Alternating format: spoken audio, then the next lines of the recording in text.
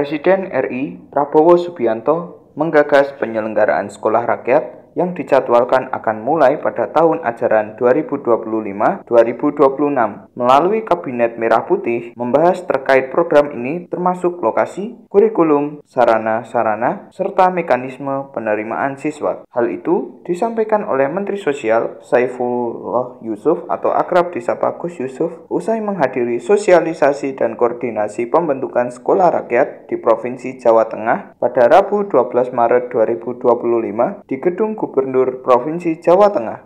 Merespon hal itu, Kepala Dinas Sosial Jawa Tengah, Imam Maskur, mengatakan rencananya sekolah rakyat tersebut nantinya akan didirikan di berbagai daerah yang sudah siap, utamanya di daerah-daerah yang memiliki sekolah tak terpakai atau aset daerah. Sebagai langkah awal, 4 daerah telah dipilih untuk uji coba program tersebut: Solo, Magelang, Temanggung, dan Pati. Keempat daerah tersebut dipilih karena memiliki sentra milik Kementerian Sosial yang dilengkapi dengan aset bangunan dan tanah. Lebih lanjut, Imam menjelaskan bahwa pihaknya tengah mempersiapkan pendirian sekolah rakyat di beberapa daerah. Program ini ditunjukkan untuk memberikan akses pendidikan bagi masyarakat miskin, terutama yang masuk dalam kategori miskin ekstrim. Program ini menyasar pada anak-anak dari keluarga miskin, terutama yang masuk dalam kategori desil 1 atau kemiskinan ekstrim. Jika kuota untuk desil 1 belum terpenuhi, maka prioritas akan diberikan pada desil 2 hingga 4. Tak hanya itu, program ini mencakup jenjang pendidikan dari SD, SMP, hingga SMA dengan sistem boarding school atau sekolah berasrama, sehingga para siswa akan tinggal di lingkungan sekolah selama menempuh pendidikan.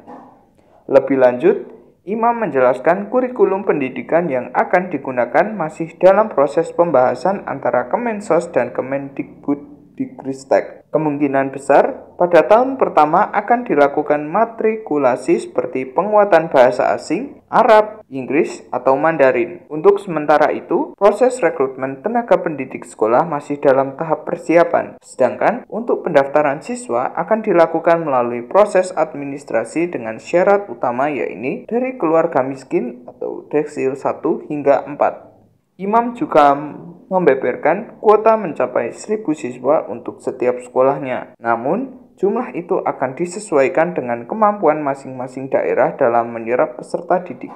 Untuk sasarannya, sementara ini tadi disampaikan diutamakan dari kemiskinan ekstrim atau desil 1. Kemudian nanti kalau desil 1 habis tidak ada, naik ke desil 2 yang sangat miskin.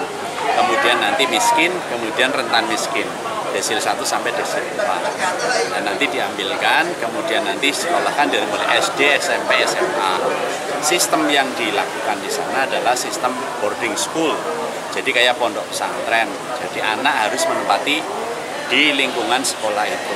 Kemudian nanti pola pendidikannya, nanti masalah kurikulum dan sebagainya ini sedang digodok antara Kementerian Sosial dengan Kementerian Pendidikan Dasar dan Menengah. Imam berharap program sekolah rakyat ini dapat memberikan kesempatan pendidikan yang lebih baik bagi anak-anak dari keluarga kurang mampu. Hafifah Nur Hasanah melaporkan dari Kota Semarang, Jawa Tengah.